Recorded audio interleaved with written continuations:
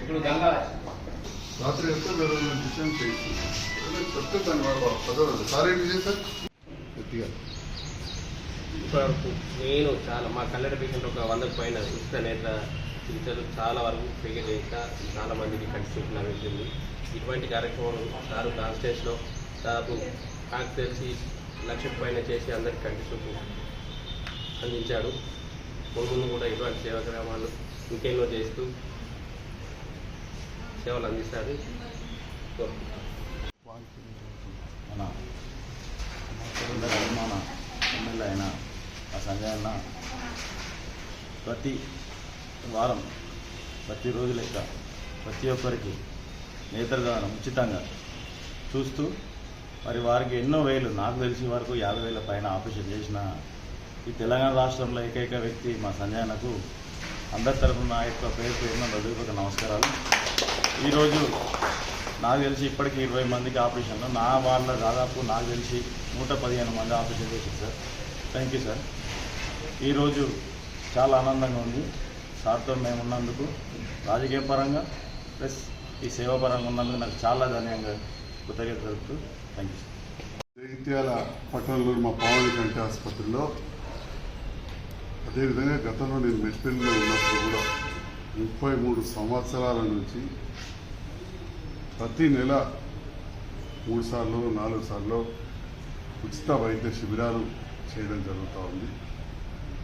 దాంట్లో భాగంగా రాజకీయాలకు వచ్చిన తర్వాత కూడా 2014 నుంచి కూడా కంటిన్యూస్గా అక్కడ పేదవాళ్ళకు కావచ్చు, కొంతమంది మా ఆవాసంటి అలా యువ నాయకుల తల్లిదండ్రులు పరిచయాలలో వారికి ఉచితంగా ఆపరేషన్ చేస్తాను.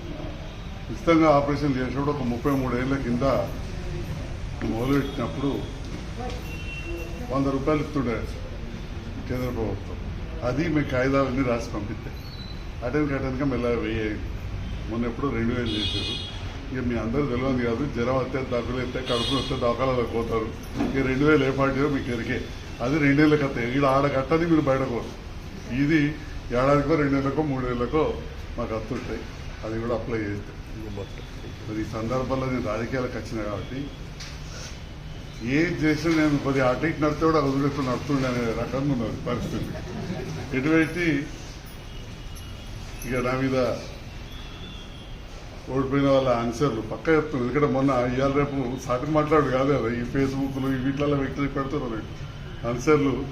ఆధార్ కార్డు రేషన్ కార్డు తీసుకుంటున్నారు, తర్వాత నుండి ఏదో పెడతామని చెప్పి మాట్లాడాడు.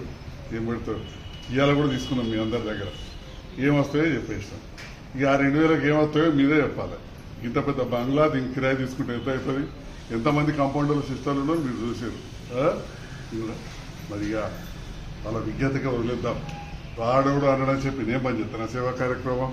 అవసరం పడతారు ఇక అది కూడా బంద్ చేయ. కానీ ఖచ్చితంగా ప్రపంచంలో ఎక్కువ మంది ఆపరేషన్లు చేస్తే సూపర్ స్టోర్లు ఉంటారో అలా సగం మంది భారతదేశంలో ఉన్నారు. లేడీస్ ఉండి పని ఉంటుంది కదా, కొడుకులకు కూడా. కొడుకులు వచ్చినా కానీ మావాడు ఉంటాడు, మా యువ నాయకుడు దరువులో ఏదో పని ఉంటుంది. పోలేదు పాపకు మందు ఎవరికి వేయాలనేది నేను చెప్పింది 1-4 సార్లు ఇంట్లో అలా బిడ్డకో కోడలకో అలా భార్యకో చెప్పాలి. మీరు ఊరికే చెప్తాలి, ఆటకు కూడా త్రైనే చెప్పాలి. ఎందుకంటే మేము రోజు చెప్పడం అలవాటు కాబట్టి లైన్గా చెప్పడం పోతాం. సురేష్ సమజారా అమ్మా, ఆడి వేయక మీకు చెప్పరాదు, మీరు మర్చిపోతారు. మళ్ళీ చెప్తే ఓసారి ఆటకత్త ఊరికేం చెప్తారు, నువ్వు కనుక చేసుకొచ్చిన వాటి అన్నా కానీ మీరు చెప్పాలి. విన్నారా? మంది ఇట్లానే వేయాలి, రోజు 7 సార్లు వేయాలి. దాశేఖర్ రోజు 7 సార్లు వేయాలి. విన్నారా? నా చిట్టి మీద ఉంటుంది. మళ్ళీ బేస్తారన్నాడు రావాలి. పొద్దుగాల వచ్చేది వాన పడ్డా కానీ బస్సులో రాని. ఇప్పుడు కూడా పోతే అయితే ఆటోలో పోవాలి, లేకపోతే బస్సులో పోవాలి. మనోడు బండి మీద ఎక్కించకపోతే అంటే పోయేది లేదు, దుమ్ము పడుతుంది. విన్నారా? రకంగా మంచి కాపాడు. ఇక తిండి విషయానికి వస్తే ఆల్రెడీ చెప్పుకుంటాడు విజయసారి చెప్పుకుంటాడు, అన్ని తినాలి. నిన్ననే చెప్పినా అది కడుపుసల పెట్టి తినాలి. తాటి పండు కోడిగుడ్డు ఉడకబెట్టి అన్నం, మటన్, చికెన్ 3-4 రోజులు వద్దు.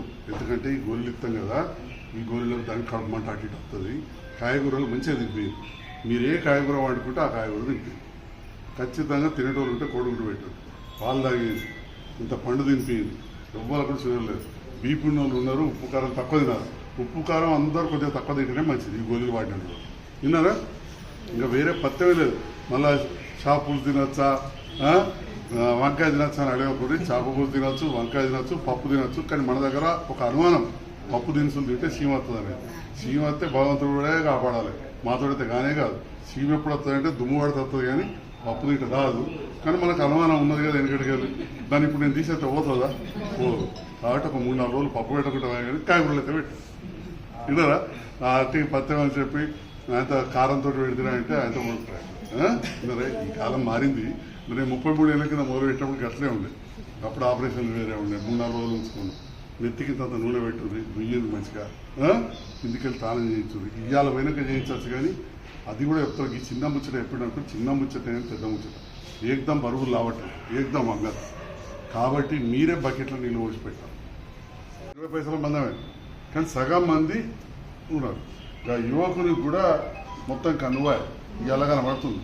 ఆయనతో ఎవరు వచ్చారు? నిన్నటి దానికి కనబడ్డదా? ఏ ఊరు మీది? ఏమన్నా పైసలు అడిగినావా? అడగలేదు. మరి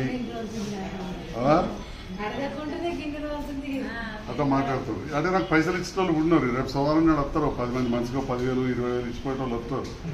దేవుడు ఇచ్చిన కాడికి ఎందుకంటే జాగ్రత్త భూములు ఉండే మా కాంత ఒక అన్నిరికేనా ఇల్లు ఉండే అది ఉండే. వినరా? మా బంధువులు మా ఊరు కాబట్టి. దరూరులో అయితే ఊరు పక్కనే ఇట్లా మా దరూరు యువనాయకుడు వాడున్నాడు. అలా మాగుడుకు 10 ఎకరాల మామిడి తోట ఉండే. నా లగమైన కంపెనీ వెళ్ళి వాళ్ళు కూడా చూసి కావచ్చు మా మామిడి తోట. సో ఇదేమైనా తమ్ముడు డాక్టర్ విజయ్, తన భార్య గీతిక, మా కంపౌండర్లు, సిస్టర్ అమ్మలు, మా మందుల దుకాణ పిల్లాడు, మా అద్దాల దుకాణ పిల్లలు, మా ఆయమ్మలు అందరూ సహకారంతో మరి నిరంతరంగా దాదాపు ఒక 20,000 ఆపరేషన్ల ఖర్చుని మేము ఉచితం చేసి, పెద్ద పెద్ద దవాఖానలు ఉంటాయి వాళ్ళు చేస్తారు కావచ్చు. కానీ ఒక సింగిల్ వైద్యునిగా చిన్నగా సొంత దవాఖానలో ఈ ప్రాంతంలో అయితే మీరు అందరు ఇచ్చిన అవకాశానికి ఇన్ని దగ్గర 20,000 ఆపరేషన్లు ఉచితంగా చేసాం. ఇంకో 50-60 పైసలు ఇస్తే చేసాం. ఇంకా దాదాపు 78,000 చేసాం. అందుకే నేను అప్పుడప్పుడు చెప్తా ఉంటాను, నేను 78,000 ఆపరేషన్లు చేసిన. మీరు కాపాడుకోక ఒకటి అటో ఇటో అయితే ఓడు ఫేస్బుక్లో పెడతాడు, ఓడు కోర్టు కేసు ఎత్తాడు, మధ్యలో ఎవడు వేయలేదు ఇదివరకు. కానీ ఫేస్బుక్లో పెడతాడు రాజకీయాల కేసు అదొకటి. కానీ మనకు ఉండేటి 2 కన్ను. నేనైతే వాళ్ళకి ఆపరేషన్ చేసిన ఒకరికి ఒకటే కన్ను ఉంది. ఒకటేమన్నా అయిందంటే మనము చాలా కష్టమైంది. కాబట్టి చాలా జాగ్రత్తగా కాపాడుకోవాలి. నిన్న మేము ఎంత జాగ్రత్తగా చేసినామో చూసిరు మీరు. రాగానే చెప్పులు దూరం విడవాలని, ఎందుకు దుమ్ము రావద్దని ఆలోచన. మా ఆయమ్మలు ఏమో మంచిగా తుడిచిపెట్టారు. ఇదే చూసింది.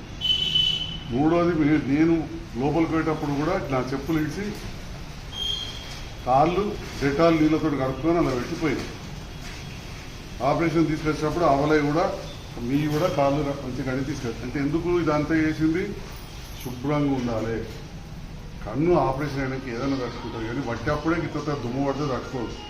ఆపరేషన్ అయినా కన్ను తట్టుకుంటుందా? తట్టుకోదు. ఇక తట్టుకుంటే ఇక భగవంతుడే న్యాయం చేయాలి. డాక్టర్ వైద్యం చెప్తాడు, భగవంతుడిని న్యాయం చేయాలి. విన్నారా? కాబట్టి మీరు అత్యంత శుభ్రంగా ఉంచాలి. రెండవది మందు వేసినప్పుడు చేయాలి. మూడవది కన్ను తూడ్చుడు అనేది ముఖ్యం. అందుకే దస్తులు ఇప్పుడు ఇట్లాంటి కాటని గుంకొనుకోండి, ఆరేసుకోండి. వానాకాలం జల్లు ఆరది. ఇవాళ మీరేం చేయొద్దు. మా పిల్లలు దూడిసారు, మందు వేసారు, పోయినాక మందులు వేసుకుని మొదలుపెట్టారు. ఇది తీసి ఒక గిన్నెల నీళ్ళు పోసి 2 ఇట్లా లూజ్ తర్వాత ఇట్లా తీయండి. మీ చేతులు కట్టుకుంటారు కదా, తీసి ఇట్లా దగ్గర. కానీ వెనక గొరెచ్చగా అయితే గిన్నెలు వేసాక మరగబెట్టాక గొరెచ్చగా అవుతుంది. మీకు ఇట్లా తీసి ఇట్లా చూడాలి. ఇది తలగాలి రెప్పలకి, ఇది ఏళ్ళు తలగద్దు. మీరేం చేయొద్దు, ఇంట్లోనే తొలకచ్చు చేయించాలి. ఇట్లా అని ఇదంతా కూడా చేయాలి. విన్నారా? ఇంకోటి తీసుకొని ఈ పక్క చూడాలి. ఏమవుతుంది? ఇది చూసి ఇది ఆపరేషన్ అయిందనుకో, ఇది చూస్తే మైలు ఇట్లా అంటారు. శుభ్రంగా ఉంచుకోవాలి. ఇటుకే అమ్మతో ఎవరు వచ్చిండ్రు? నువ్వు నిన్న లేకుండా ఇట్లా చేస్తే కష్టమవుతుంది. అర్థమైందా? నేను 2 సార్లు మొత్తుకున్నాను, అందరు విన్నారు. ఇటువై ఇటుకాల అమ్మతో వచ్చిన వాళ్ళు అని చెప్పి. రేపు గట్లే ఆపరేషన్ అయినాక మీరు ఇడిచిపెట్టి, నాకు కూడా ఒకటే బిడ్డ ఉన్నది, నాకేమన్నా అయితే వచ్చి చూసి వాళ్ళ అత్తగారింటికే పోతుంది. మరి మీరు కూడా బిడ్డలు